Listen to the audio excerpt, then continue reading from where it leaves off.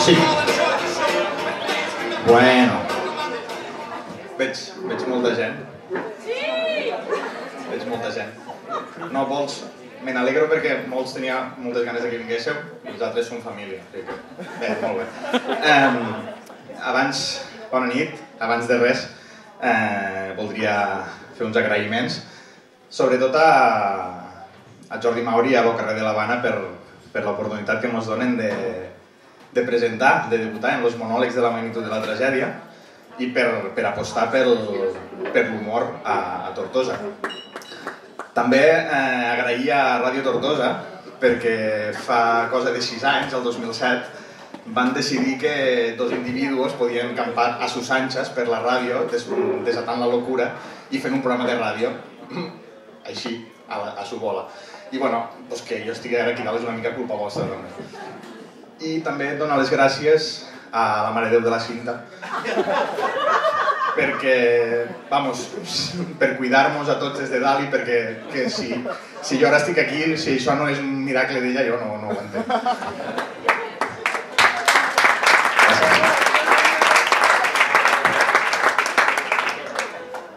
També ja que estic demanaré perdó per si m'equivoco, per si dic alguna cosa que no hauria tingut que dir. És la primera vegada que estic en un micròfon davant de tanta gent, vestit.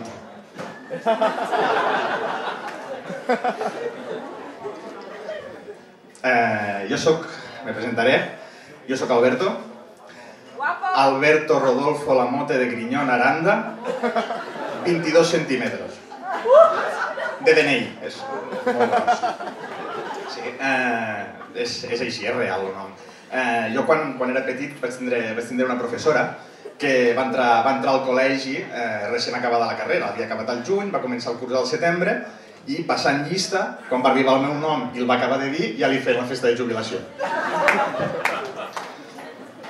Hi ha unes unitats de mesura que són els anys humans, després tenim els anys de gos, que equivalen a un 7, i els anys llum i els anys jo, que més o menys equivalen a 7 o 8 de gos. Jo vaig néixer Total, volia dir que sí que vaig néixer, però més endavant. Total, que tant de nom borbònic que tinc perquè al final a casa m'acabessin cridant nene com un cantant de reggaeton qualsevol. El meu material genètic és més potent, si cap, que el de la família Ruiz Mateos, que ja és dir, perquè és fruit del mestissatge, de la barreja de cultures i de tots aquests residus que ens baixen de les nuclears pel riu Ebre que tenim aquí. Perquè l'Ebre té molta influència en mi, perquè ma mare és manya i mon pare és força.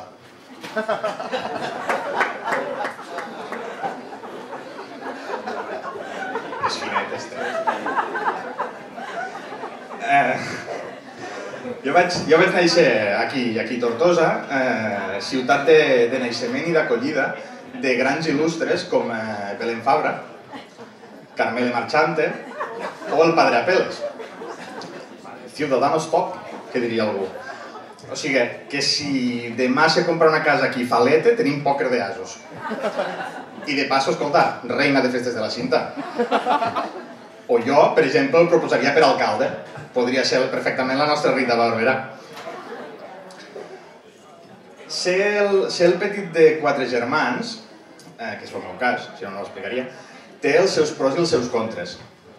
Un pro és que te fan moltes fotos. Tens més àlbums de fotos que qualsevol dels altres 3.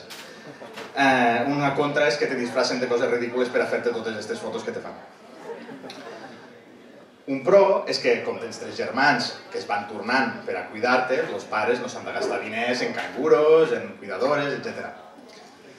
El contra és que, com els fots els plans a l'aire perquè es toca quedar allí quan podrien estar de festa, te fan injúries i te fan més fotos. Un pro també és que, com tens 3 germans i tenen temps lliure per portar-te a puestos, igual te porten al zoo, per exemple, a conèixer animals que tu, vamos, ni podies imaginar que existia. Ara, com t'assustes perquè, per exemple, una llana t'escopix, doncs te fan més fotos perquè t'has d'assustar, i estàs plorant i te fan més fotos. I totes aquestes fotos, lo dolent, és que les utilitzen per a fer-te xantatge. Quan ells es volen sortir de festa, ja s'han petat tots els diners que tenien, te diuen, mira, t'hauré aquestes fotos si no me dones la teva paga. O quan tu ja ets adolescent, vols començar a coquetejar en les drogues blanes, i diuen, mira, si vas per aquest camí traurem aquestes fotos. O el que és pitjor de tot, el dia que em cases, aquestes fotos faran cap a un PowerPoint que veurà tota la família. Vosaltres potser vos estareu preguntant què he fet jo per estar aquí ara. No us ho pregunteu? Ningú? Per casualitat. Jo sí. Jo m'ho pregunto, des que he pujat i dic, jo què collons he fet per arribar aquí dalt? Perquè no ho puc entendre. Jo vaig fer FP. Jo vaig estudiar FP, però ojo, quan la FP era una cosa que no la podia fer tothom. Perquè hi ha gent que te ve i te diu, no, jo és que he estudiat a la Universitat de la Vida, tontet, tu no t'enteres de res. O sigui, l'FP era terrible. A l'FP, als passillos, les finestres no tenien vidres. Els fluorescents caïen, estaven intermitents. Que la gent s'apunyalava pels passillos per una goma Milan. Nata. No van fer mai la Milan xocolata. No sé què haguessin fet, barbaritats. Era el Bronx, llavors, FP. I la gent anava a estudiar FP, antigament escola de maestria també, anaven a FP a estudiar els dignes oficis de fuster, de ferrer, de lampiste, de dinamitero, feines de futur. No com ara, estos xiquets que van contents, que van en llibretes de colors, que van en gorres al cap a estudiar secretaria o disseny gràfic. Era molt trist, era molt trist. Marxàvem una tarda gris de setembre cap a l'FP, en uns autobusos destartalats. Les mares, ploroses, ens despedien a l'estació en la mà, al vidre de l'autobús glaçat. Hi havia... sonava un violí que el tocava un home, era argentí, l'home, no el violí. Estava desafinat, el violí. Un gos desnutrit anava udolant entre bidons en flames i molts sabíem, molts dels que marxàvem sabíem que no tornaríem mai a casa. No, és broma. Com no sabíem posar una rentadora el divendres per la nit a les 10, estàvem a casa tots.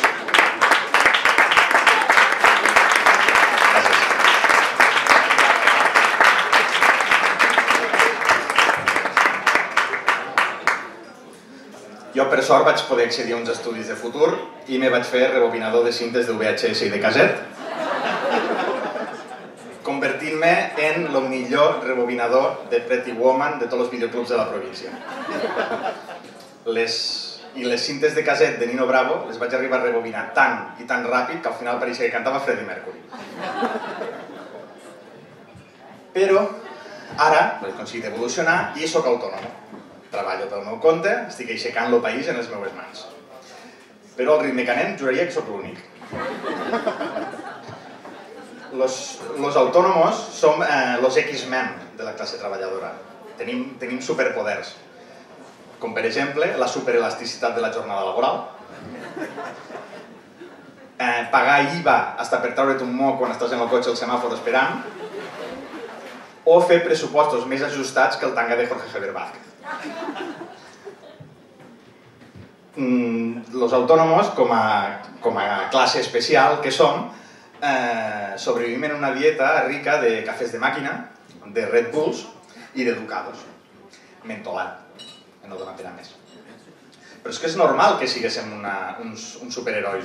És normal, perquè tenim hasta un villano. Tenim un arxienemigo propi. Tenim el nostre Lex Luthor, el nostre Joker, que és Luis de Guindos, que és com Gargamel. Però és que a vegades, tal com està el panorama, a mi m'agafen unes ganes d'apretar a córrer i no parar. Jo vaig ser un gran esportista, vaig ser. Hem passat. No és broma, O sigui, on ara està Rafa Nadal, triomfant, vull dir, podria estar jo perfectament. Si arribo a néixer un any més tard i a un altre puesto, segurament ara podria ser jo, aquell que està allà.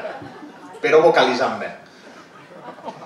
No, jo jugava a tenis, aquí al Club Tenis de Tortosa, i me vaig guanyar l'apodo de Termi, pel que em coneixen molts amics, i no venia de termita, no era un diminutiu de termita, broma que m'han fet moltes vegades, aunque sí que me menjava les fustes dels llapisos de colors, però això és un altre tema. Este Termi era un diminutiu de Terminator, perquè jo quan jugava m'aixecava els rivals, literalment. Passa que, bueno, la mala vida me va anar portant, vaig anar decaent, i al final este Termi va acabar en ser un diminutiu de Terminado, perquè fallava més que un preservatiu dels xinos.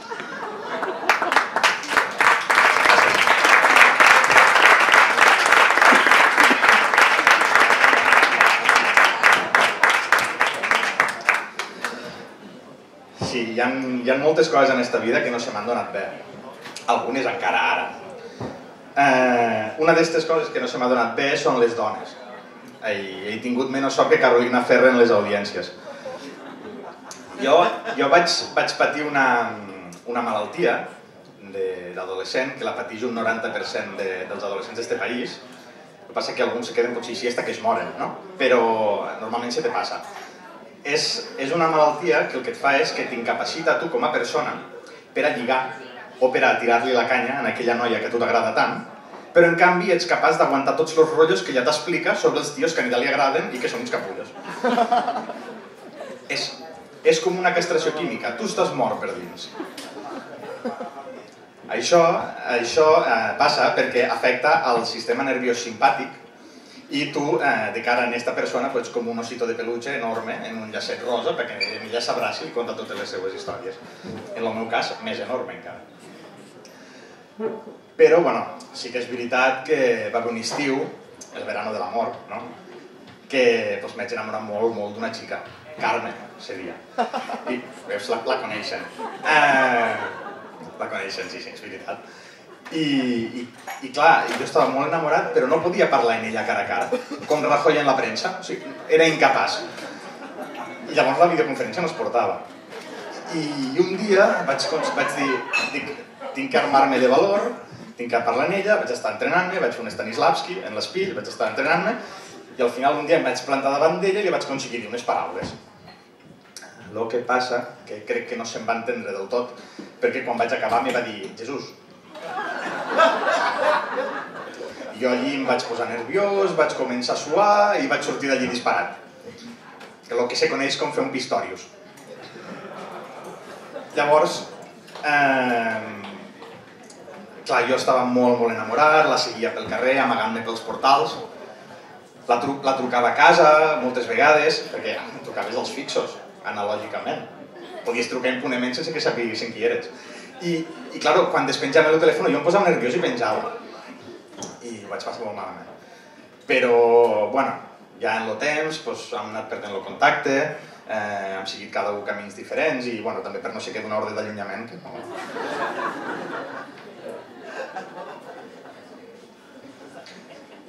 Però, bueno, també podria ser que no ens entenguéssim perquè el nostre amor potser era una mica impossible. En coses no podíem connectar mai, com els mejillons del xocolate. No, asco.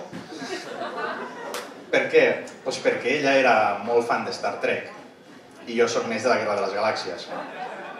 Star Wars per als més joves de la sala, perquè antes les coses eren en castellà.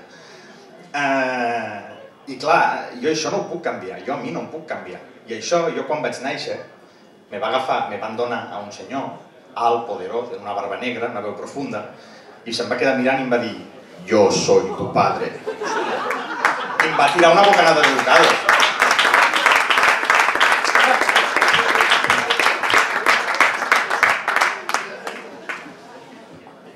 I aquestes coses, si vulguis que no te marquen. I clar, doncs jo ara estic a casa, està sentat al sofà, després d'un dinar familiar, i veus que un dels dos familiars que estan a casa, potser és un tio, potser és un cosí o un germà o el que siga, s'aixeca i se'n va corrent cap al lavabo, perquè el perret asoma el hocico, i veus que va en pressa, i clar, tu el veus que apreta a córrer i li dius que la fuerza t'acompanya. Són tics que tinc, ja se m'han quedat des que vaig néixer. O, per exemple, nosaltres a casa tenim dos mascotes. Tenim un gos de pelo lacio, marró, que ronroneja molt, i li diem Chewbacca. I hi ha ma iaia.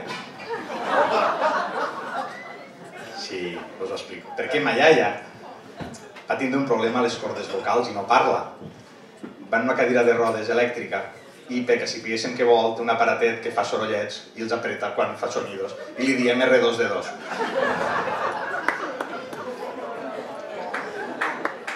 Aplaudiu.